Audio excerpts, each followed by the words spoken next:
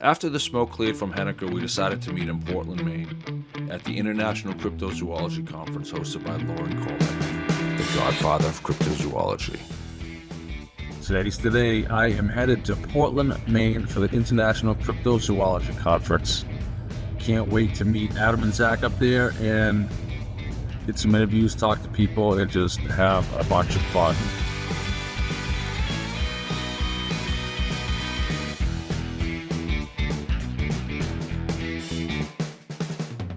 It is Saturday morning, and I've arrived at the venue where the International Cryptozoology Conference is going to be.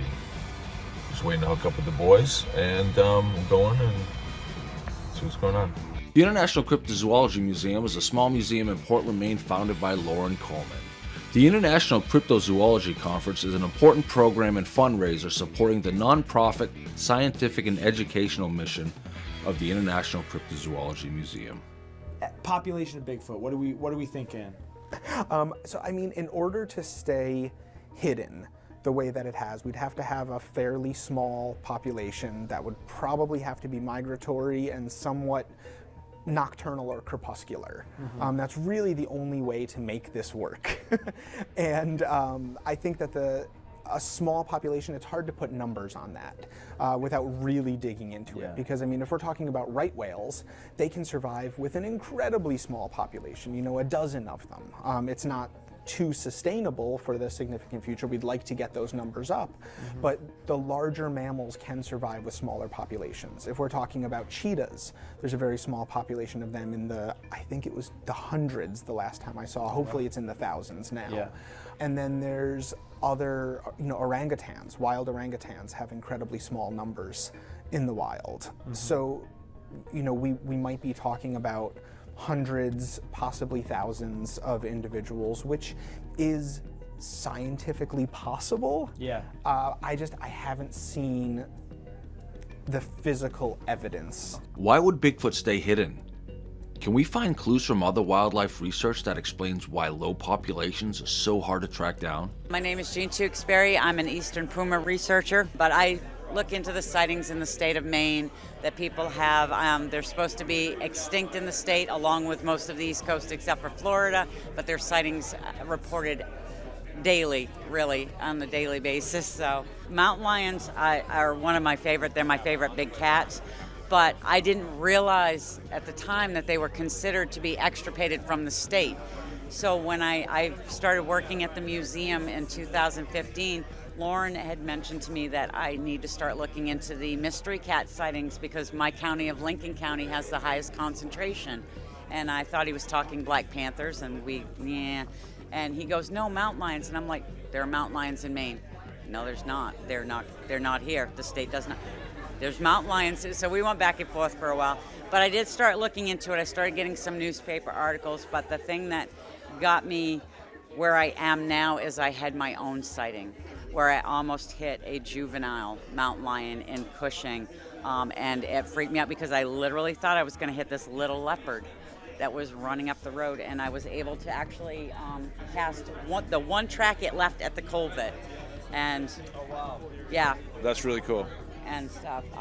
Everybody does the whole, why doesn't anybody get pictures when they sorry, but you can't grab your camera when you're trying not to hit something, and stuff. Well, that's the same thing I think with Bigfoot, right? You wouldn't call a catamount a cryptid. Consider it. I would. I do call the mountain lions cryptids because they are supposed to be extinct in the area. They're not supposed to be here, but they are.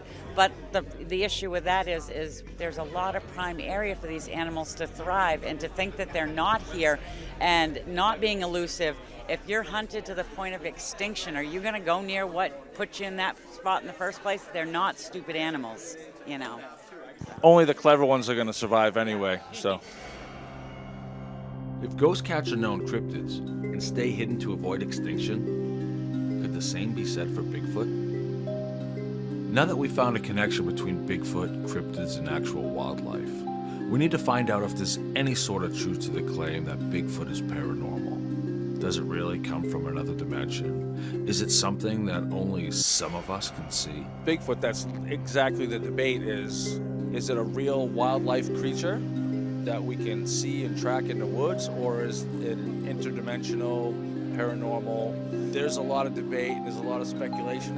There's a lot of animosity too on how the Bigfoot community sees things. I would be curious to know, is he a spirit to them, or is he a creature or a being, like a physical being? I'm not really sure, but because people disagree about fairies. Are they spirits? Are they physical beings? So I guess the same might apply to Bigfoot. I don't know. There's people who have a theory that Bigfoot is just blurry. There's a theory called the permittivity of Bigfoot. You know, some people are in the camp that Bigfoot's flesh and blood. Other people consider concurrent UFO sightings and high strangeness, interdimensionality to Bigfoot. The woo. I don't know the woo. Yeah, I don't know the answer to it for sure, but you know, there's a lot of different factors that could contribute to why there is not solid video evidence. Do you find a connection with Bigfoot and paranormal? Yeah, thank you for asking. So I feel like that Bigfoot's everywhere, and I feel like, how can Bigfoot be everywhere? And my thoughts are, someone coming from the paranormal field, I strongly feel that Bigfoot is a ghost. I feel like that he can go from dimension to dimension and kind of go in and out of a portal, which we have in the paranormal world. And the reason why I'm at this convention is I feel like that the paranormal world and the cryptozoology world has been kind of like separated. It's my passion to kind of bridge us together. Because there's a lot that I know as a paranormal researcher that I feel like that the cryptozoology world could also benefit from, and vice versa.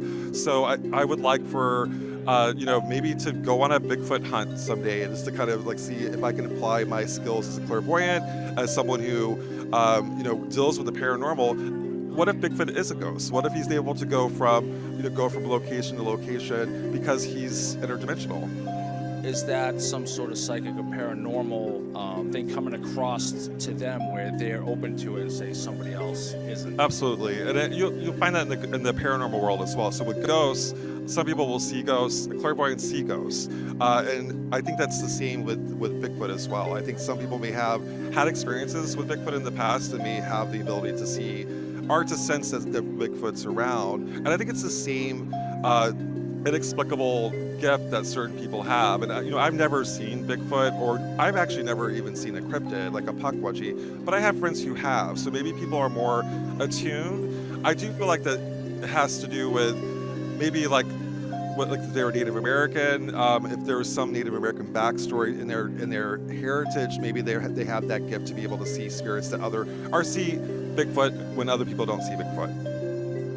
Our goal in Portland was to learn more about the possibility of man apes and to connect with other groups and researchers to build a network of our own. This network could support us during another investigation. The Maine Bigfoot Foundation is in my neck of the woods, so I reached out to Pete Small and Mike Vashon. They were easy to talk to and showed a lot of interest in helping us out any way they could. Yeah, I'm Pete Small. I'm with Maine Bigfoot Foundation. I'm vice president of the club. And then over here, I'm Michael Vashon. I'm the co-founder of the nonprofit, the Maine Bigfoot Foundation, and we're just seeking species recognition one step at a time and trying to educate people about what's out there. Here I am, I'm training new people to do it, and we started a full nonprofit to document the sightings here in Maine, and we're willing to work with anybody. So I don't want to say this too loud, but we're also following a case where we're a local small group, and we've had some interference with the BFRO. Have you guys